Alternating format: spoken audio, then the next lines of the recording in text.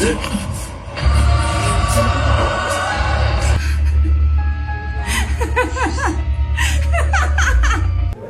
Дуба 2 тасмасынын Манас шаарындагы жабык көрсөтүүсү азыркы учурда өзүмө дагы аябай таалышмак болуп турат.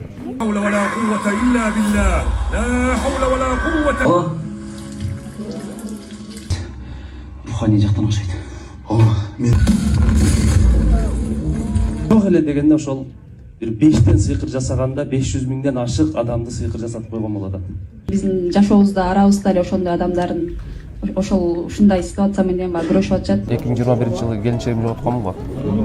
Ушул оорунун айынан жоготконмун да. Сыйкырдан алыс бололу.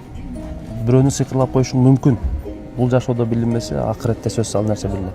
Бирок бул жашоодо сөзсүз түрдө өзүңө кайтат же болбосо урпаңга кайтат деген. Кинодо кадрларды көрдүм да.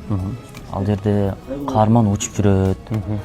Анан көздөрү капкара болуп, кандарап жүрөт. Жин кирип кеткен адам же окулган адам дал ушундай күчкө ээ болуп калабы? Адамга жин киргенде адам катооруйт да. Ал нерсени сырттагылар билбейт да. Сырттагылар билиш үчүн кинодо ушундай көркөмдөлүш керек.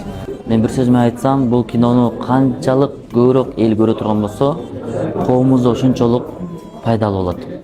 Үй бүлөнүн бузулуп кетишине чоң бир себептерден алдын алат экен. Баарыңыздарга сунуштайм. Жакшы сөз айтчы мага.